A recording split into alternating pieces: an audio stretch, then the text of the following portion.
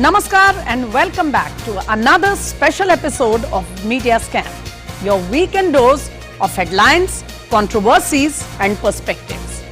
A report from the Rutgers University has confirmed what New Delhi has been flagging repeatedly, that Hinduphobia is real and social media is becoming an easy tool for those spreading Hindu hate.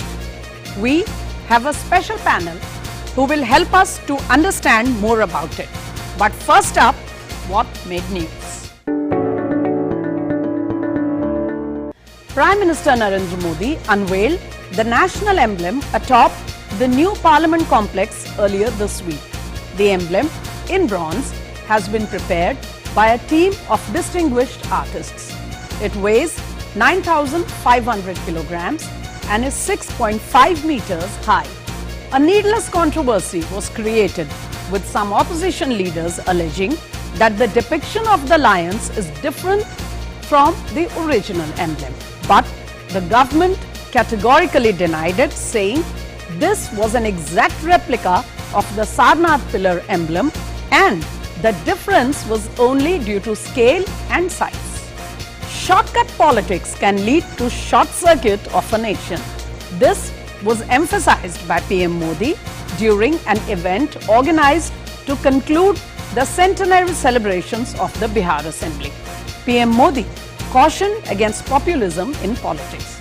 Earlier, he inaugurated the new airport complex in the pilgrim town of Devghar in Jharkhand and special facilities for devotees coming to the famous Baba Vaidyanath Dham. Opposition unity on the President's poll lay in tatters by the weekend as support for NDA's candidate Draupadi Murmu swelled among parties. From Jharkhand Mukti Morcha to Shiv Sena and Suheldev Bharatiya Samaj Party, various opposition leaders declared unconditional support to Draupadi Murmu, either out of political compulsions or due to the threat of revolt in their own ranks. Voting is scheduled on July 18 and Murmu's election is now just a formality. In this special year of Azadi Ka Amrit Mahotsav, Government of India has announced free booster doses of the COVID vaccine to all those who are eligible. This special 75-day drive commenced on Friday. So, if you still haven't got your booster dose, go ahead and take the benefit of this special drive. Visuals of protesters storming the presidential palace and other important buildings played across media all over the globe as Sri Lanka's Gotabaya Rajapaksa was forced to leave Colombo and resign, while PM Ranil Wickremesinghe was given charge of president. The country is in a state of national emergency. As per some reports, Lankans are likely to vote for a new president soon. So those were some of the major headlines you saw across media channels through the week. Viewers, a recent report by research scholars and analysts from the Rutgers University, US, has just confirmed what India has been flagging for quite some time now, that Hinduphobia is real and there is a tendency in the Western countries to deny it despite all the evidence.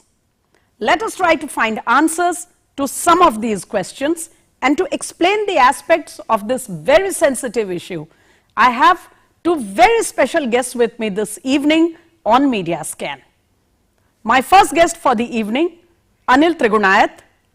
You have heard him on Media Scan on earlier occasions.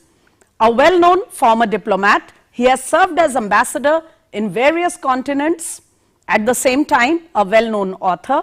Welcome back to Media Scan, Mr. Anil Trigunayat.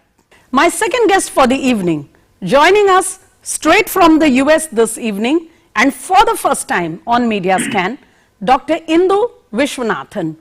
Dr. Viswanathan has been directly associated with the preparation of this report. She was involved as editor and advisor in this entire research exercise.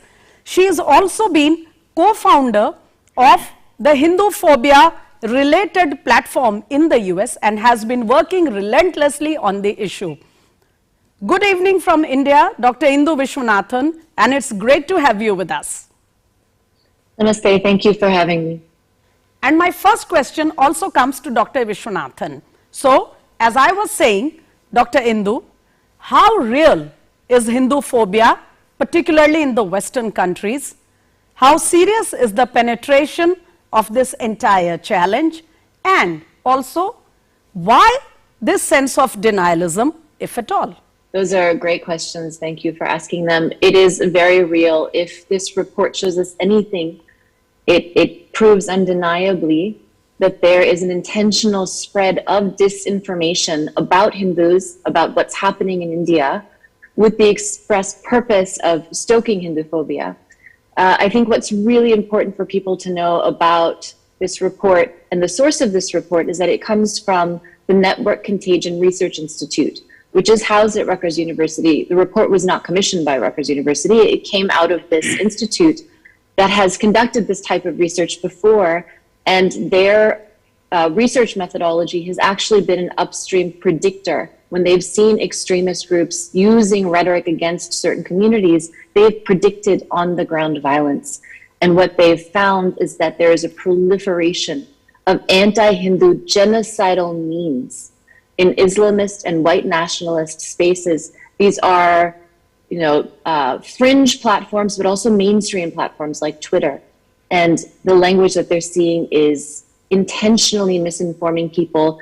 You have people posing as Iranian state actors, posing as minorities, stoking this disinformation about an impending genocide of Muslims in India in order to create tensions and violence and fracturing within India, and also violence between Pakistan and India.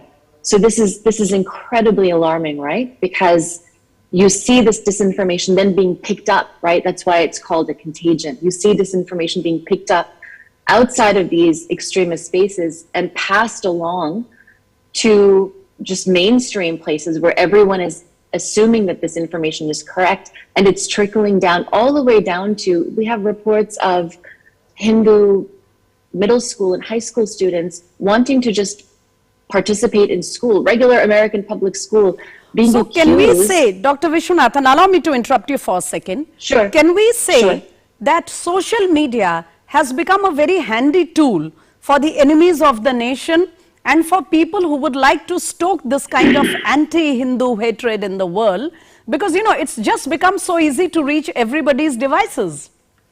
Absolutely, absolutely. It's an incredibly convenient tool, and I think this report demonstrates not only can it be used, but that it is systemically being used in order to stoke this kind of hatred. And a lot of people conclude that this type of rhetoric is just broadly anti-Indian, but this report shows that it's specifically anti-Hindu, and that this anti-Hindu rhetoric is impacting Hindus across the globe.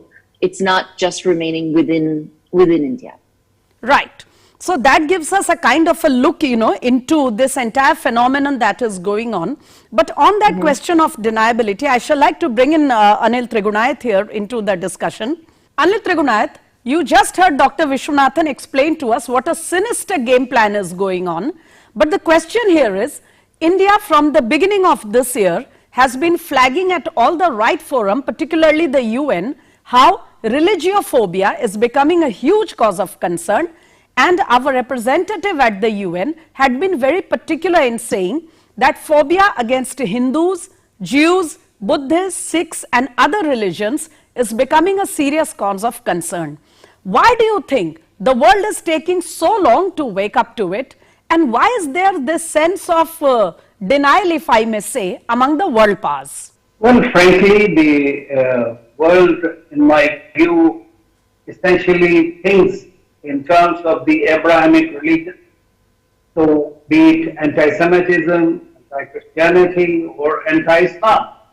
Those are the things that they have been duly concerned, they have talked about it, they have found it out, and they found any country where there is any other religion other than the, especially in India, where Hinduism is a predominant religion, it gives them a convenient tool to target India whenever there are some violations perceived violations or reports which happen in India against any other religion. So, but at the same time, when it comes to Hinduism per se, then it is not taken any cognizance of, which is, in my view, absolutely wrong. And that's what precisely our representative, Ambassador Tiruboti, took it up in the United Nations Security Council, in which we are the non-permanent member this time, as well as we are also heading the Global Counterterrorism Committee there, and also the Sanctions Committee, in which the Western countries have tried to bring about certain nuances, so to say, to incorporate anything, whether right-wing extremism and sometimes ultra-nationalism and all. So, which is basically coloring the whole narrative. Because India is actually, as far as extremism is concerned, be it on the social media or be it in society per se or anywhere else, or any acts that you see are perpetrating that in any society, needs to be contended with, they need to be fought with. And because India also is exercising its policy in a way of strategic autonomy, I would say, in the international discourse, and that is why India becomes a convenient target for the human rights organizations, for others, to identify any of the aberrations that happen in India and give them a bigger color. Unfortunately, what happens is, and as Dr. Viswanathan also mentioned, that there are toolkits for this to really create mayhem across the world and try to, in my view, vilify India or the Hinduism in that sense, because that becomes easier for them. So you are saying, sir, are you trying to say that India's fierce independence in its foreign policy and trying to stand up in, in the Committee of Nations may be influencing certain elements to, propagate this kind of campaign? But I would like to ask Dr. Indu Viswanathan here. Dr. Viswanathan, Anil Trigunayat was very clear just now in saying that, the organizations like the UN, the international bodies may actually be influenced by this Abrahamic religion thought, and so it may be taking them longer to wake up to it. But what, in your opinion, has been the response of the US authorities towards this kind of a sinister campaign, the memes, etc.? And also, how is the Indian community in the US responding to this challenge? Those are really important questions. One, I think one of the major factors in denying Hinduphobia is the denial historically and in modern times of the persecution and genocide of Hindus. There's an absolute and complete denial that it happens, an overt denial. And that's one of the reasons we included the genocide and the denial of the genocide of Hindus and the ethno-religious cleansing of Hindus as a part of our definition. It's very, very important for not only outside our community, within our own community, for us to recognize that these things have happened, and when we deny that they're happening, they can easily happen again, right? It's a well-recognized fact that the denial of genocide paves the way for future genocide. So I think but that's Dr. one thing. Isn't it a little strange, because considering the fact that US campuses and the think tanks and all the academics and researchers and the intelligentsia in general, has access to all kinds of information the world over from the entire globe, to think that they do not have enough information about what's happened to the Hindu community or what is going on, I mean, it's a little unconvincing. What do you say? I agree the information is there, but it's more about the collective consciousness and the consent that's been manufactured around this idea that anyone who speaks about Hindu genocide is doing so for a nefarious purpose, right? We're not simply there talking about it because it deserves to be a part of the sort of public memory of what's happened across the globe. What's being argued by Hinduphobes is that those of us who speak about Hindu person and persecution and genocide are doing so in order to advance the genocide of other people.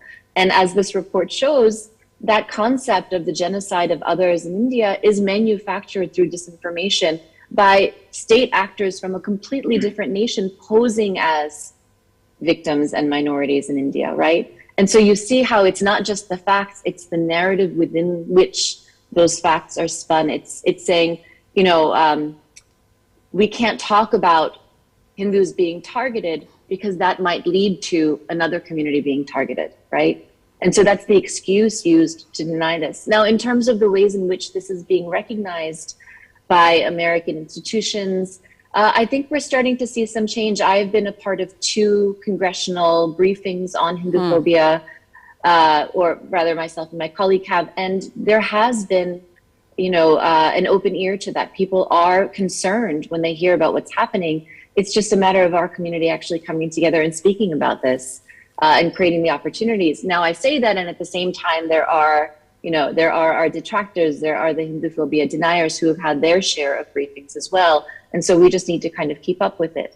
In terms so this looks like it's going to be a sort of a long drawn struggle for activists like you, for academics and our friends in the US. But if I may bring in Anil Trigunayat here, Mr. Trigunayat, from your experience as a diplomat, as you heard Dr. Viswanathan, she just said that, some change may be visible now because she herself has been part of discussions where this issue is being taken up at a certain level, also at the congressional level.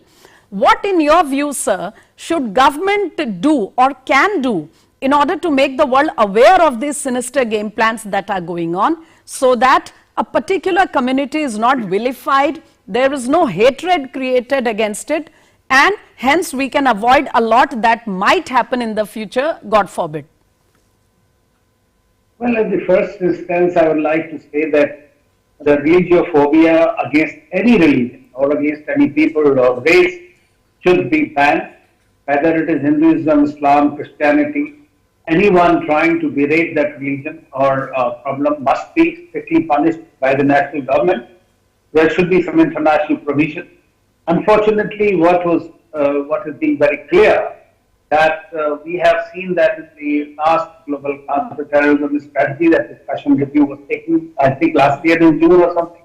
At that time, they only mentioned these 3 religious phobias against Islam, Christianity, and Judaism. Now, we have to continue to persuade the countries where we have our communities, and those communities must rise to the occasion. Of course, without creating any kind of a major problem, because you see, we need to be very careful of the fake news and the fake narratives that are being created by certain people who don't want any peace in our country and elsewhere. So the Indians can be targeted by various communities. It's not only now. When I used to live in the US from 1990, there were these gangs of dotbusters or some kind of Ku Klux Klan people who would look at any brown person. And even in the US, the report against the Asians and all communities, they are being targeted. So it's not only the religion, but the people also. So there are hundreds of cases every day that happen in these countries. So they are all combined. It's not an isolated problem. So therefore, a very concerted strategy is to be adopted. If I may add, sir, this report also highlights the fact that Hinduphobia, or trying to target Indians and Hindus, has been going on for a few decades actually. It's just that the penetration of social media has made it that much easier. You are absolutely right. But my concern is not so much with the way it has been going on. My concern is that the democracies like the United States, UK and others know that there is a very significant problem of this type which exists. Their authorities know that. But when they talk of human rights violations, when they want to target India for any other thing, and I said that because of the way India stands up to its principal policies, they use it as an instrument which in turn has a ripple effect. And could have a much more bigger problem for the Indians and for the Hindus of the religion. Hinduism is the most pacifist religion in the world. Actually, we don't have any crusades happening for the sake of religion. If at all Buddhism went, it went for peace. So from India to different parts in Central Asia and Southeast Asia. So it has never been like that. So under the circumstances, what is the way out, sir, then? The way out is, of course, you have to be vigilant. Our missions have to work in tandem with the communities like Dr. Viswanathan. You see, USA, basically, we should pin down there because in the Islamic countries, really, it's very difficult to control that because something small happens in India, then obviously they make it out of proportions and go about doing it, and then somebody devises this kind of thing like about Iranians, you mentioned, and then just to find the trouble, right? So to keep the issues alive. At the same time, I'm happy that in India, fortunately for us, because of the cultural and civilizational heritage, and India has given birth to 4 religions itself, while Christianity and Islam came to India before they went to their own so-called countries, and the protectionists, the Jews have, and the Persians have had refuge in India. I think that's a very in-depth way of explaining with a historical perspective what we have been through, sir. But the current situation does raise concerns. Very quickly, Dr. Viswanathan, would you like to add a line to what Mr. Trigunayat has explained to us? Because I am almost gotten over with the scheduled time.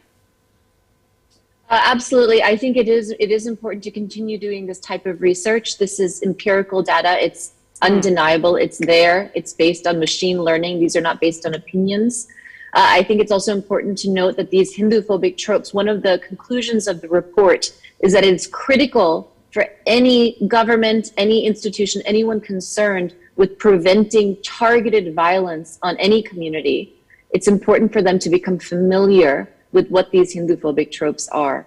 Everybody needs to become well-versed in what the language of Hinduphobia is in order to actually take action, right? Absolutely. And it's great that people like you have taken up the challenge, despite I'm sure there must be pressures and threats on you. And we'll have more friends abroad who will be able to rise to the occasion. But on that note, Dr. Viswanathan, I am afraid I shall have to put an end to the discussion for this evening. But we shall come back to you and try to get updates on what's happening. So thank you very much, Dr. Indu Viswanathan, for connecting to us from the US and explaining all those details to us. More power to you. Thank you very much. Thank you so much for having me. Also, very grateful to Mr. Anil Trigunayat, who was so gracious and ready to join our show on a very short notice, and for giving us all that perspective from the diplomat's point of view. Thank you very much, Mr. Trigunayat, and we shall come back to you again. Viewers, as Mr. Anil Trigunayat, our guest, just explained to us, there is only one way to fight this very sinister challenge, and that being, on the one hand, it is the government, it is our missions who have to keep relentlessly raising the issue, but at the same time, it is the diaspora, our Indian community living in the Western countries who will actually be able to rise up and fight the challenge. On that note, it's a wrap up on Media Scan for this evening. Namaskar.